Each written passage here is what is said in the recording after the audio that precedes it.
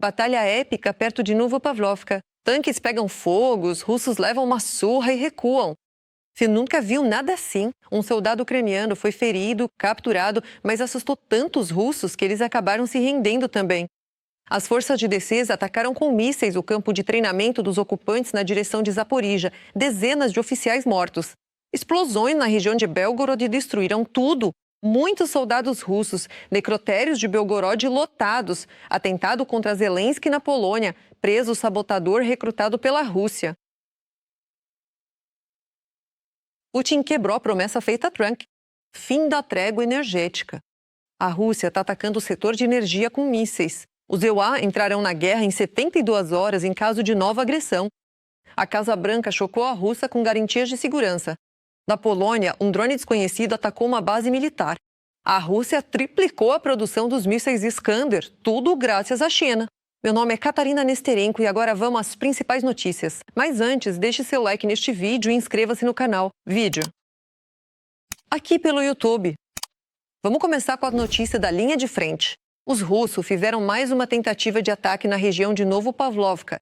As Forças Armadas da Rússia usaram 2 tanques, uma van Bucanca com tropas aerotransportadas e cerca de 15 soldados de assalto. Mas graças à ação coordenada das unidades da 42ª Brigada Mecanizada, os soldados russos sofreram perdas significativas e recuaram. Mas os russos continuam ativos em toda a linha de contato de combate. Além disso, em Kiev, as Forças Armadas russas continuam tentando realizar operações de informação usando sua bandeira. A Rússia está mais uma vez tentando enviar seus soldados para Kupinsk e Eslováia para serem enforcados lá e servirem de cenário para uma foto. Tricolor. Como eu disse, Kupinsk e Eslováia está sob o controle total das forças ucranianas. Agora estamos no centro disso. Ali, como você pode ver, é tranquilo, calmo. Novamente estou sem colete à prova de balas. Sabe de uma coisa? A diferença entre o russo, chefe do Estado-Maior e comandante do batalhão ucraniano. Não tô mentindo. Quando digo que Kupersky reconheceu meu ucraniano, tô falando sério. Mas Gerasmo diz o contrário. Os ocupantes também tentam avançar na direção de Limã, mas os pilotos da unidade de fronteira Fênix estão contendo o movimento do inimigo. Um alvo importante para as forças de defesa. Centros de controle de drones do inimigo e emboscadas de FPV. Os guardas de fronteira, operadores de drones, também estão repelindo com sucesso os ocupantes na direção sul de Slobojansk. Lá, os militares ucranianos, com ataques precisos, explodiram veículos inimigos, meios de comunicação, abrigos e eliminaram as forças vivas do inimigo. E na direção norte de Slobojansk, um drone ucraniano destruiu um veículo inimigo em pleno movimento. Os guardas de fronteira de Rupak localizaram um veículo inimigo e partiram para interceptá-lo. Eles deixaram passar um carro civil, mas alcançaram e destruíram o veículo inimigo. Também estão causando baixas nas forças do ocupante na direção de Alexandrovsk. Lá, a 110ª Brigada atingiu de forma espetacular o abrigo do inimigo. Já no território temporariamente ocupado da região de Zaporizhia, na área do vilarejo de Kamizharia, foi atingido o centro de treinamento de pilotos e de produção de drones FPV do inimigo. Também no território temporariamente ocupado da região de Zaporizhia, na área de Kleborobnoia, foi atacada uma concentração de tropas dos invasores. Além disso, em 2 de fevereiro, as unidades das Forças de Defesa da Ucrânia realizaram um ataque contra a concentração de tropas inimigas na região da vila de Terebrino, na região de Belgorod, da Federação Russa. Na região de Donetsk, em território temporariamente ocupado, na área da vila de Baranovka, foi registrado o ataque a uma estação de guerra eletrônica do inimigo. Não deixo de me admirar com os nossos militares. Eles realmente fazem coisas incríveis e provam isso não só pelo fato de que as forças armadas da Ucrânia repelem os ataques do inimigo. Na região de Konstantinovka, os ocupantes feriram o soldado Vladimir Alexandrov e o fizeram prisioneiro. Claro que não havia contato com ele. Então, enquanto o soldado era considerado desaparecido, ele conseguiu convencer 2 ocupantes a se renderem. Mais uma vez, um soldado ucraniano ferido, estando em cativeiro, conseguiu sobreviver e capturar soldados russos. Tava mandando quando começou o tiroteio, meu companheiro foi ferido, eu também. 4 correram até mim e começaram a me arrastar para dentro de uma casa. Eu só ouvi uma coisa, disseram que o pulmão do meu companheiro tinha sido atingido. Ele já era.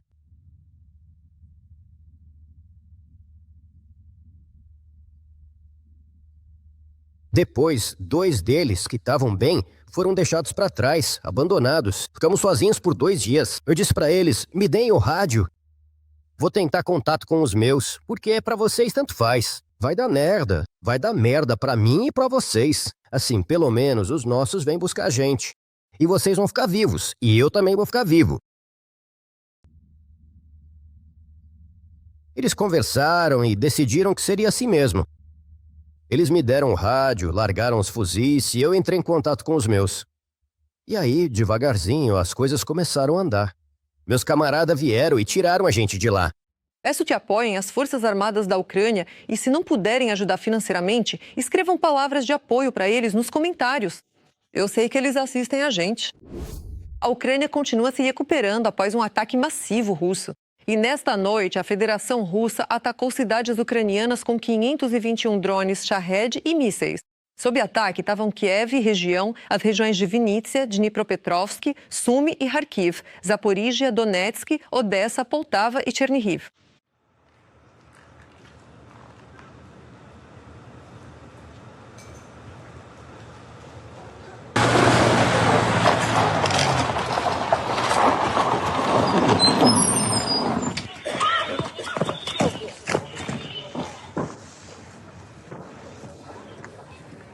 Segundo Yuri Ignat, chefe do Departamento de Comunicações do Comando da Força Aérea Ucraniana, a Rússia está utilizando mísseis de cruzeiro que seguem uma trajetória balística. E é difícil se perder neles.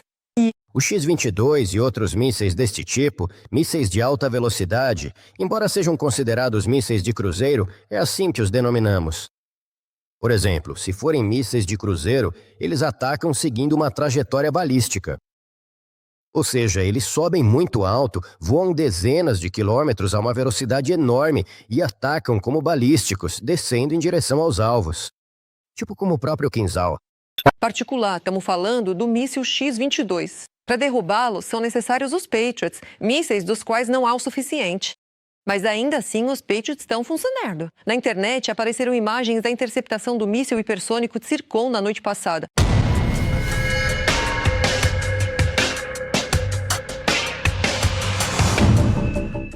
Os russos, como sempre, atacaram o setor de energia.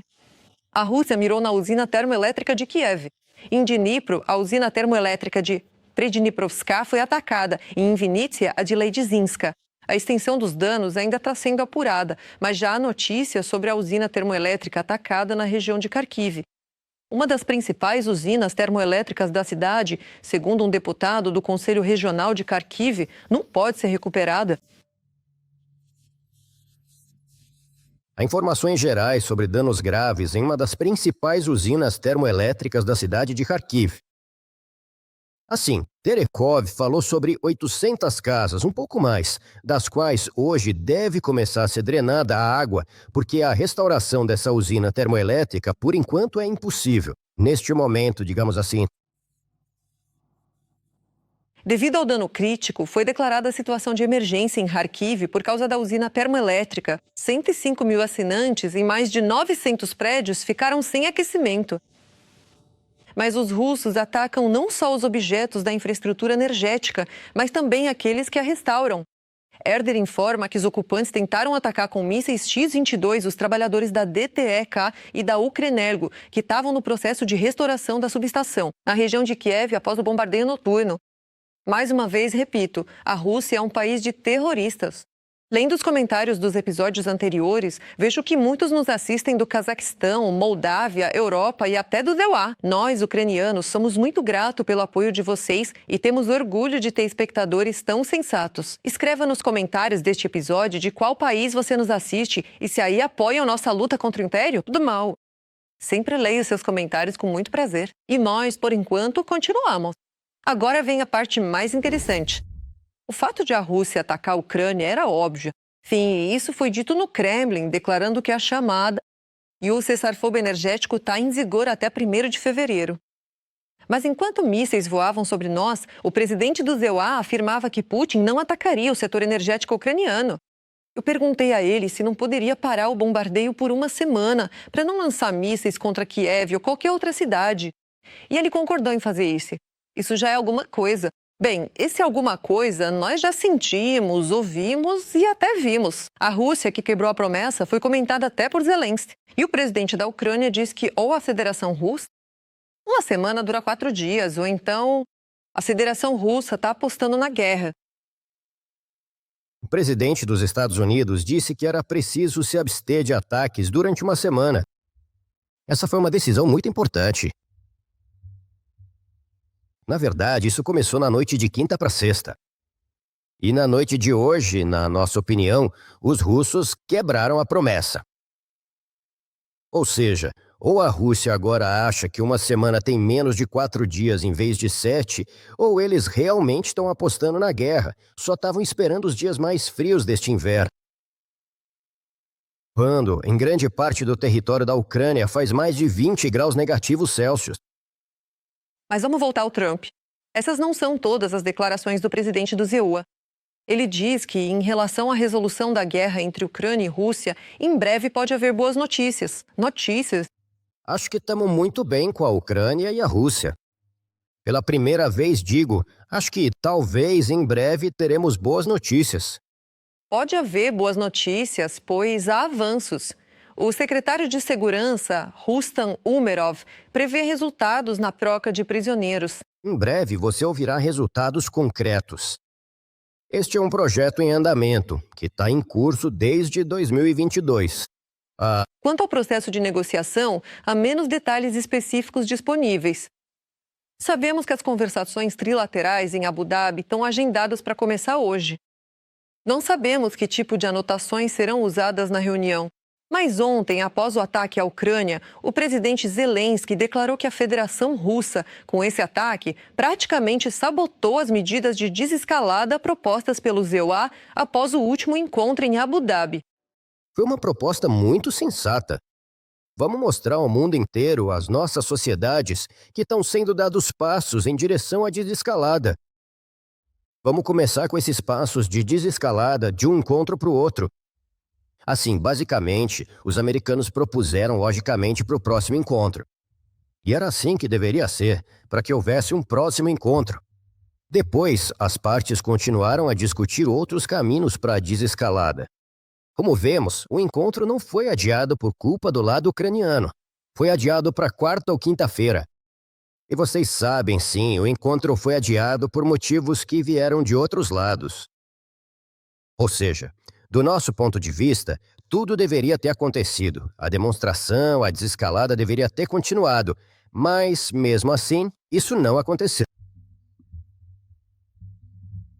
Sobre o fato de que esse bombardeio é um sinal ruim para as negociações, também fala o secretário-geral da OTAN, Mark Rutte. Aliás, ele chegou a Kiev para uma visita na manhã após o ataque. Isso levanta a questão se os russos realmente levam isso a sério. Espero que eles estejam falando sério. E o presidente dos Estados Unidos está fazendo tudo com sua equipe para trazer a paz, e eu os elogio por isso. Foram feitos grandes esforços, mas esta noite foi um sinal muito ruim. Enquanto isso, estamos apenas esperando por notícias após as negociações. Temos informações muito interessantes sobre os acordos já alcançados. Quase. Elas dizem respeito às garantias de segurança. O jornal Financial Times teve acesso ao texto completo das garantias de segurança. O documento também fala sobre as ações dos aliados da Ucrânia em caso de um novo ataque da Rússia contra a Ucrânia. Os Estados Unidos e a Europa supostamente entrariam em guerra pela Ucrânia em até 72 horas. De acordo com esse plano, caso a Rússia viole o cessar-fogo, um aviso diplomático será emitido em até 24 horas. E quaisquer ações que sejam necessárias por parte do exército ucraniano para deter essa violação. Se as hostilidades continuarem mesmo após isso, haverá uma segunda fase do plano, que prevê a intervenção dos apoiadores de Kiev da chamada Coalizão dos Dispostos, que inclui vários membros da UE, além do Reino Unido, Noruega, Islândia e Turquia. Se a violação do cessar-fogo se transformar em um ataque em grande escala, dentro de 72 horas após a primeira violação haverá uma resposta militar coordenada com a participação de forças ocidentais, incluindo o exército dos Estados Unidos, segundo informa o Financial Times. A Federação Russa, é claro, considera essas garantias de segurança inaceitáveis. A declaração sobre as garantias de segurança foi feita por Iriuta durante um discurso no parlamento ucraniano. Segundo ele, assim que um acordo de paz for alcançado, tropas dos parceiros aparecerão imediatamente na Ucrânia, aviões estarão no ar e navios no mar. E, claro, a OTAN continuará apoiando a Ucrânia. Os Estados Unidos da América, a Europa e o Canadá expressaram disposição em fornecer determinadas garantias de segurança. A coligação dos dispostos fez progressos na elaboração dessas garantias, particularmente no mês passado em Paris, e o presidente Zelensky falou sobre isso. Assim que um acordo de paz for alcançado, as Forças Armadas da OTAN, aeronaves no ar e apoio naval aparecerão imediatamente. Outros membros da OTAN que concordarem ajudarão de outras maneiras. O que se acha da proposta de garantia de segurança para a Ucrânia por parte do EU e da Europa? Nova provocação da Rússia. Na Polônia, um drone desconhecido caiu diretamente no território de uma base militar, a 70 metros de um depósito de armas. Segundo a Rádio Zet, o incidente aconteceu a 100 quilômetros de Rochava e uma instalação de uma unidade especializada que monitora o espaço radioelétrico na região estrategicamente importante do corredor de Suwałki. Na Polônia, acredita-se que o drone poderia estar realizando reconhecimento e coletando dados secretos. Segundo uma fonte da Rádio Z, há suspeitas de que se tratava de um drone de reconhecimento que poderia estar escaneando as antenas e os sistemas da base. Ao mesmo tempo, as ações da equipe de plantão levantaram questionamentos. Eles observaram o voo do aparelho, mas não conseguiram agir contra ele. E, após a queda, provavelmente ativaram os protocolos de segurança. O incidente está sendo investigado pela Polícia Militar. Trata-se de uma violação das regras de tráfego aéreo em espaço proibido. Na Polônia, um morador da cidade fronteiriça de Hrubieszów foi considerado culpado e condenado a 3 anos e meio de prisão por trabalhar para a inteligência russa.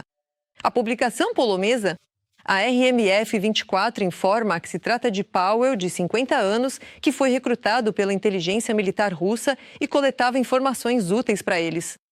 Entre suas tarefas estava a coleta de dados sobre a segurança no aeroporto Rzeszów-Jasionka, que é um centro logístico-chave para o apoio à Ucrânia e para as viagens internacionais de ucranianos durante a guerra. Esses dados poderiam potencialmente ser usados para planejar um atentado contra as principais autoridades da Ucrânia. O homem também demonstrou disposição para participar de atividades de sabotagem. O Tribunal Distrital de Zamostia considerou o homem culpado das acusações apresentadas e o condenou a 3 anos e 6 meses de prisão. A Rússia triplicou a produção dos mísseis Iskander graças ao fornecimento de componentes vindos da China. Oficialmente neutra, Pequim, na verdade, é o principal doador do complexo militar industrial de Putin, que traz morte e destruição aos ucranianos. Sobre como o Império do Meio se tornou cúmplice dos crimes de guerra do Kremlin. A seguir. A China se tornou a retaguarda do complexo militar russo. Nós temos uma relação única com a China. Isso é verdade. O valor total das tecnologias e equipamentos fornecidos ao país agressor pela China já ultrapassa 10 bilhões de dólares.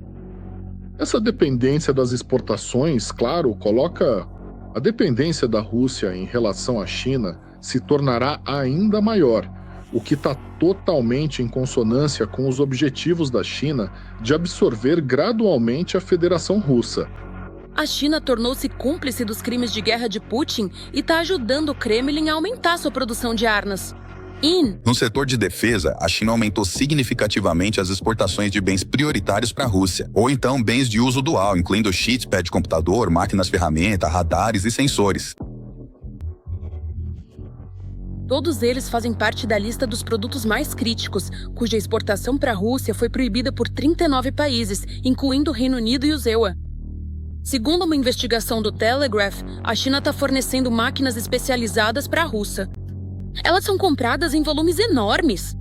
Elas sustentam a produção de defesa da Rússia, especialmente na Zona Econômica Especial de Alabuga, onde são fabricados os Shaheds. Além das máquinas, Pequim forneceu ao Kremlin cristais para radares e guerra eletrônica no valor de 97 milhões de dólares, microchips e placas de memória no valor de 4,9 bilhões para armas de alta precisão e caças da marca. Sukhoi, rolamentos de esferas que são criticamente importantes para a aviação, no valor de 130 milhões de dólares, miras telescópicas no valor de 42 milhões de dólares, também foram registradas entregas de carcaças de drones, bateria de lítio e cabos de fibra ótica para a produção de drones. Não, nós simplesmente pensamos em como organizar da melhor forma o nosso próprio trabalho e, através da união de esforços, alcançar resultados positivos. A Federação Russa tornou-se criticamente dependente da amigável Pequim, até mesmo na produção de mísseis para os Iskander. Graças ao apoio, o Kremlin conseguiu triplicar o volume de sua produção. Apenas 36 mísseis nos primeiros 11 meses da guerra em grande escala. 30 mísseis produzidos por mês em novembro de 2023 e já 50 mísseis por mês previstos para dezembro de 2025. Foi justamente a China que forneceu a fábrica de mísseis na cidade de Votkin. Depois, são esses mísseis que os russos usam para atacar as cidades ucranianas, destruindo a infraestrutura e matando ucranianos.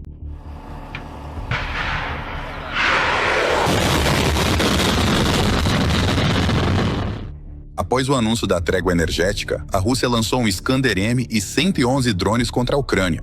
A Rússia realizou um ataque combinado contra a Kryvyi Rih, lançando mais de 70 drones e um míssil balístico Iskander-M. A infraestrutura civil foi danificada, mais de 3.100 consumidores ficaram sem eletricidade e também houve mineradores presos nas minas. Após o bombardeio massivo realizado pela Rússia na noite de 24 de janeiro, foi encontrada uma ogiva não detonada de um míssil balístico Iskander-M.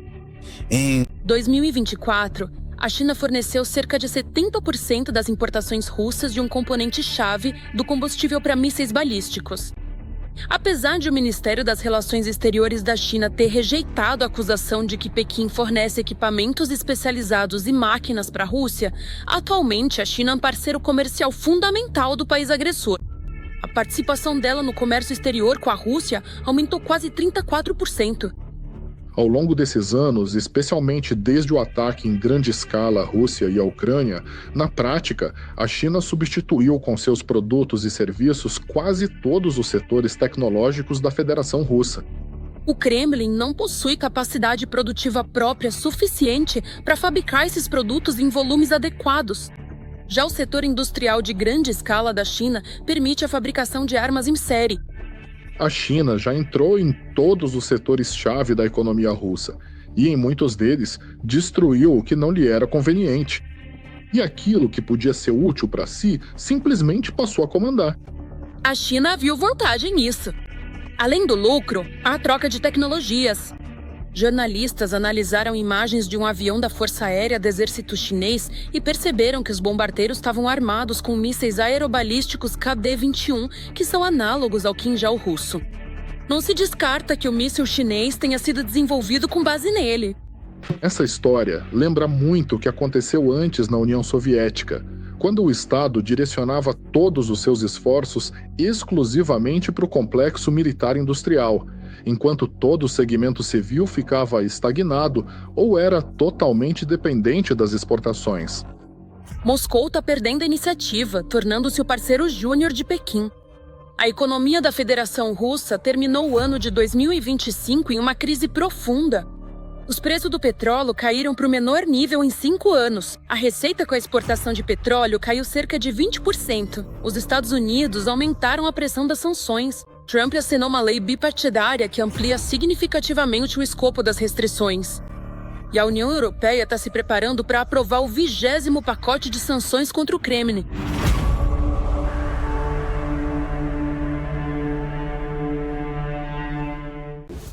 A Índia abandonou Putin e o presidente dos Emirados diz que convenceu a Índia a não comprar petróleo russo. Ele chegou a esse acordo durante uma conversa telefônica com o primeiro-ministro indiano, Narendra Modi, e isso, segundo Trump, ajudará a acabar com a guerra na Ucrânia. Ele concordou em parar de comprar petróleo russo e comprar muito mais dos Estados Unidos e, potencialmente, da Venezuela.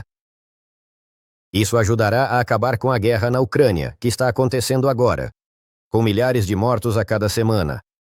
Bem, pode-se duvidar das palavras de Trump o quanto quiser, mas a ideia de recusa, ou pelo menos de redução das importações de petróleo russo pela Índia, é bastante real.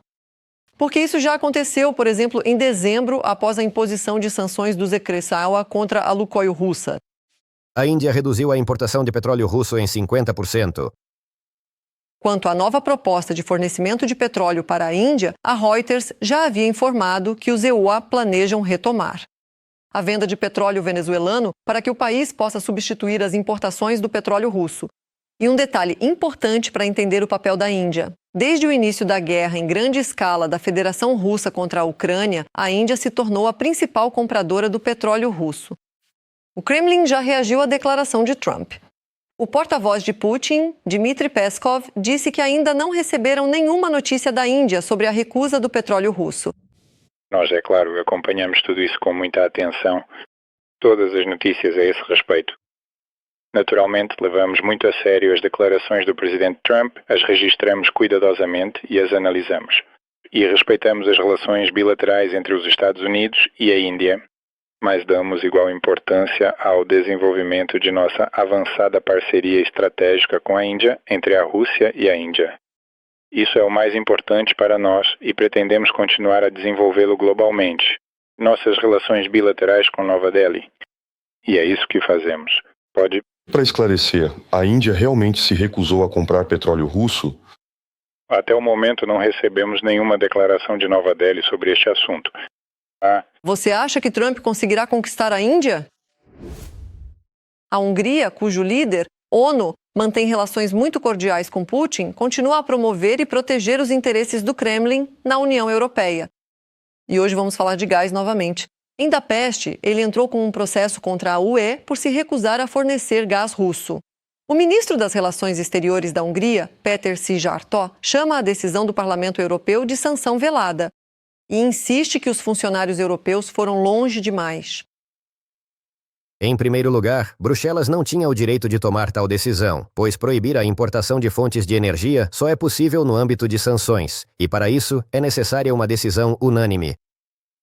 Em segundo lugar, a União Europeia não tem, de modo geral, competência para tomar tais decisões, pois o Tratado sobre o Funcionamento da UE prevê isso de forma clara. Cada Estado decide de forma independente quais fontes de energia comprar e de quem comprar. Bem, na minha opinião, a decisão da UE é bastante lógica, considerando quantas vezes a Hungria, junto com a Eslováquia, vetou quaisquer restrições contra a Rússia. Aliás, ela também pretende processar a Eslováquia. Mas por mais que os amigos de Putin não queiram, esta decisão específica, segundo o comissário europeu de energia, Dan Jorgensen, é 100% juridicamente fundamentada. Declaramos que não vamos mais ajudar a financiar indiretamente a guerra do presidente russo Vladimir Putin na Ucrânia, comprando gás de lá. Isso também significa que a Rússia não pode mais chantagear os Estados-membros e usar a energia como arma contra nós. Mais algumas palavras sobre a proibição. No final de janeiro, a UE decidiu oficialmente interromper gradualmente as importações de gás. Para sempre. A proibição total entrará em vigor no início de 2027. E isso é uma notícia realmente boa. Afinal, essa medida reduzirá significativamente a receita do Kremlin, que a Federação Russa está desperdiçando em guerras. O que você acha dessa decisão ousada e astuta da União Europeia? Nova corrida nuclear. O acordo de não proliferação nuclear entre os Estados Unidos e a Rússia expira na próxima quinta-feira. E esse fator de contenção deixa de funcionar. E o que vem depois? Será que o mundo ficará cara a cara com as ambições desmedidas de dois presidentes com maletas nucleares? Uma nova corrida armamentista nuclear pode começar já nesta semana. No dia 5 de fevereiro, expira o Tratado START III, também conhecido como Novo START, entre Moscou e Washington, sobre a limitação de armas estratégicas ofensivas. Se ele expirar, então expira. Nós simplesmente faremos um acordo melhor. Na véspera do vencimento do START III, segundo o qual é estabelecido um limite para cada lado quanto ao número de ogivas nucleares implantadas, até 1.550 unidades, Donald Trump deixou claro para Putin que os Estados Unidos não estão interessados. Na proposta da Rússia de prorrogar por mais um ano as principais disposições do tratado. Por que a Rússia, por que o próprio Putin está com tanta pressa para prorrogar o START III? Está até disposto a prorrogar unilateralmente, fazer o que for preciso? A resposta é muito simples. Putin não quer deixar esse tratado escapar enquanto a China está ativamente aumentando seu poderio nuclear. porque nesse caso, a singularidade da Federação Russa como o segundo maior estado nuclear do mundo simplesmente desaparece. Porque quando esse tratado já envolver 3 partes, amanhã pode aparecer um 4º participante e depois um 5º. Na Casa Branca, acreditam que um novo acordo nuclear deve ser firmado não só com Moscou, mas também com Pequim. Ao mesmo tempo, na China, rejeitaram categoricamente a proposta de Washington. É insensato e irrealista pedir que a China se junte às negociações sobre a redução nuclear com o ZIWA e a Rússia. A China sempre mantém seu poderio nuclear no nível mínimo necessário para a segurança nacional. Não participam de corrida armamentista com ninguém. Só que os comunistas chineses estão sendo dissimulados. Nos últimos anos, a China aumentou drasticamente seu potencial nuclear, quase o dobro. Atualmente, a China possui mais de 600 ogivas nucleares. E, segundo as previsões do Pentágono, até 2030 os chineses planejam expandir esse número para até 1.000 ogivas do juízo final. O mundo está à beira de uma nova corrida armamentista. Não acho que durante a minha vida haverá outro tratado limitando a quantidade de armas nucleares. Como observam os especialistas, o principal valor do tratado que existia não estava apenas nas limitações quantitativas, mas sim nos processos de monitoramento mútuo, inspeções e troca de informações. No entanto, todo o processo de inspeção foi inicialmente suspenso durante a pandemia de Covid-19 e, em seguida, cessou completamente quando Putin, tentando intimidar o mundo no segundo ano da invasão em grande escala da Ucrânia, interrompeu a participação da Rússia no tratado. O START 3 faz parte da construção ideológica de Putin. É fato que eles alimentam os russos com sua propaganda ideológica ao longo de muitas décadas consecutivas. Eu faria agora uma previsão extremamente cautelosa e ponderada de que, apesar de o prazo final deste Tratado de Controle de Armas terminar em 5 de fevereiro, os representantes do governo dos Estados Unidos vão insistir muito pouco sobre o assunto, em incluir também a China nele, além de revisar fundamentalmente as condições desse tratado para garantir o seu cumprimento. E antes de tudo, é claro, por parte da Federação Russa e da China,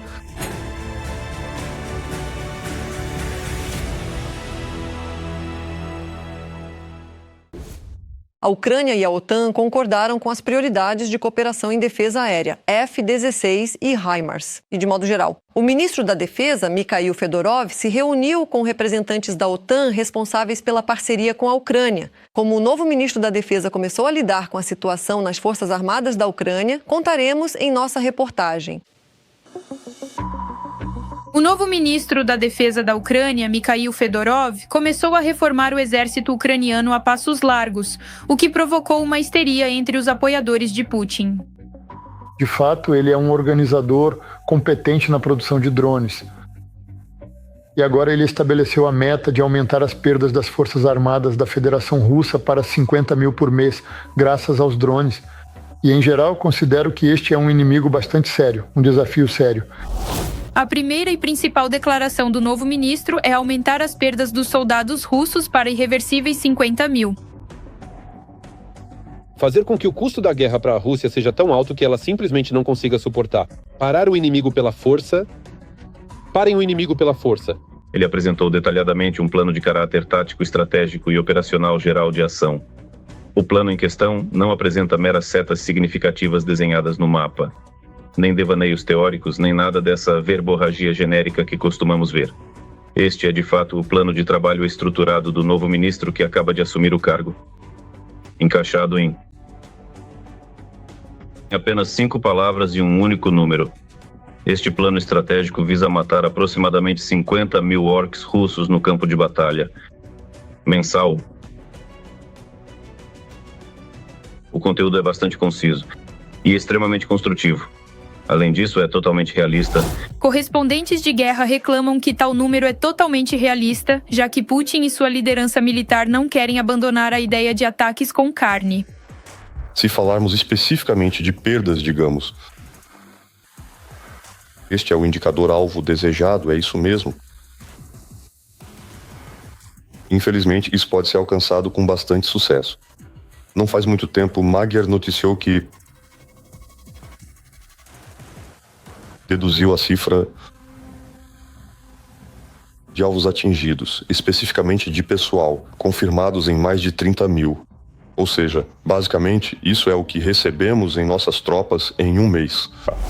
A segunda inovação de Fedorov: finalmente desligar os Starlinks contrabandeados dos russos e derrubar completamente sua comunicação e sistema de controle de drones. Precisamos que o Starlink funcione lá porque são usadas certas tecnologias que também são importantes para nós. Elas estão relacionadas aos drones. Existe outra maneira de fazer com que nossos Starlinks funcionem, enquanto os Starlinks que na verdade aparecem lá não funcionem de outra forma. E é por isso que estamos trabalhando com a SpaceX para resolver essa questão. O próprio Elon Musk apoiou a ideia e declarou que ajudaria no que pudesse. Parece que as medidas que tomamos para impedir o uso não autorizado do Starlink pela Rússia deram resultado. Avisem-nos se forem necessárias medidas adicionais. Pensamos em um método ainda mais simples. Um método. Pelo que entendi, os satélites Starlink, em breve, só vão atender na Ucrânia aqueles terminais que estiverem na chamada lista branca. Ou seja, as unidades das Forças Armadas da Ucrânia e os cidadãos ucranianos comuns que possuem esses Starlinks devem cadastrar seus terminais na lista branca, registrando-os nela. E depois poderão usar a internet normalmente, como antes. Já os russos não conseguirão fazer isso. Eles não poderão cadastrar seus terminais contrabandeados nessa lista branca. E por isso, em breve, todos os terminais deles vão virar abóboras. Não passou nenhum mês desde a nomeação de Fedorov como ministro da Defesa. E os russos já estão em verdadeiro pânico com as primeiras novidades.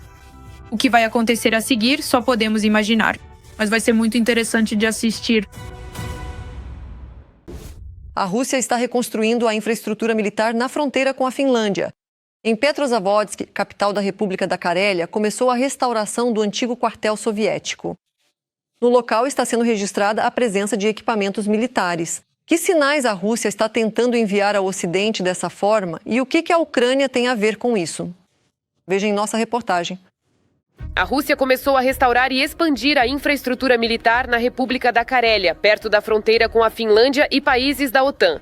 Isso foi relatado pela publicação finlandesa El. A informação foi obtida com base na análise de imagens de satélite. A maior parte do equipamento das Forças Armadas russas na Carélia está concentrada em sua capital. Imagens de satélite também indicam a presença de mais de 50 unidades de equipamento militar, em particular caminhões e veículos especiais. Em Petrozavodsk está localizada uma grande base aérea e o arsenal da Rússia. Atualmente, até 3.000 militares russos estão presentes na base. Além disso, a base aérea de Bessovets é utilizada para abrigar cerca de 80 caças. Em parte, isso indica que a Rússia está reagindo à expansão da OTAN, a qual a própria Rússia, sob a liderança de Putin, com o próprio Putin à frente, contribuiu para a adesão da Suécia e da Finlândia à Aliança do Atlântico Norte. Por isso, hoje, acredito que isso está relacionado, se falarmos das ações da Rússia, antes de tudo, ao componente informacional nesta fase. No entanto, é bastante provável que a Rússia continue tentando demonstrar tudo. A agressividade de suas intenções. A Federação Russa já em 2024 iniciou a reconstrução do guarnição soviética em Petrozavodsk. A ativação do guarnição não foi oficialmente anunciada. Ao mesmo tempo, a mídia local informa que já neste ano está planejada a construção de um novo guarnição na cidade. Segundo especialistas, a intensificação das obras está relacionada à criação, em 2024, do 44º Corpo de Exército da Federação Russa na Carélia. Sua formação significa um aumento do efetivo das tropas terrestres em cerca de 15.000 pessoas. Até agora, provavelmente apenas uma pequena parte do novo efetivo chegou a Petrozavodsk, pois ainda é necessário criar infraestrutura habitacional e de treinamento para os militares. Esses são sinais que confirmam a opinião do nosso país e os dados da nossa inteligência, de que a Rússia está justamente neste flanco escandinavo. Pode estar se preparando para uma agressão contra países da OTAN. Está indo para Nilvenerianda, de qualquer forma, hoje, provavelmente no país mais importante no Báltico. Acho que esses planos são justamente os principais que estão sendo considerados hoje na Federação Russa. De qualquer forma, o fortalecimento deste ponto aqui. O flanco escandinavo contra a OTAN é uma das principais tarefas para a Rússia. Os analistas também chamam a atenção para Kandalaksha, na região de Murmansk, na Rússia, onde está sendo construída uma cidade militar para uma nova brigada de artilharia e uma de engenharia. Segundo os planos das autoridades regionais da região de Murmansk, devem ser construídos cerca de 10 novos edifícios lá, e o efetivo total pode chegar a 2.000 militares. O quartel está localizado a menos de 150 quilômetros da fronteira com a Finlândia e tem importância estratégica. As autoridades locais da Carélia apoiam abertamente a ampliação da presença militar. No Conselho Municipal de Petrozavodsk, foi declarado que o aumento do número de tropas é uma decisão política do presidente da Federação Russa e a região se considera um posto avançado na fronteira com a OTAN. Ao mesmo tempo, uma parte significativa das unidades já formadas do 44º Corpo de Exército está envolvida na guerra contra a Ucrânia, em particular na direção de Kharkiv. Por isso, o ritmo de implantação de novas forças no noroeste da Federação Russa permanece limitado. Para nós nada vai mudar. Só podemos confirmar mais uma vez que nossa inteligência está funcionando muito bem. Esses dados que a Ucrânia compartilha sobre os planos russos com aliados e parceiros correspondem à realidade. Em seu relatório anual, a inteligência militar finlandesa observa que, caso as mudanças planejadas sejam concluídas, a capacidade da Rússia de conduzir operações militares na direção da Finlândia aumenta significativamente. Mas enquanto a guerra em grande escala contra a Ucrânia continua, Moscou não possui recursos suficientes para manter plenamente forças significativas e capazes de combate nessa direção. Hoje, a Ucrânia, e graças à Ucrânia, todas as unidades combatentes da Federação Russa estão de fato envolvidas na guerra russo-ucraniana, na linha de frente do confronto. Nesse sentido, a Finlândia, e provavelmente a Suécia também, têm menos motivos para se preocupar. Vale a pena se preocupar. Que agora para a fronteira com a Finlândia, em particular, cheguem unidades combatentes. Isso não vai acontecer. De fato, com essas ações, a Rússia tenta mostrar que pode atacar a qualquer momento e usa isso como um método de pressão política sobre o Ocidente. Mas a Ucrânia, ao custo de sua luta, continua sendo o escudo de toda a Europa.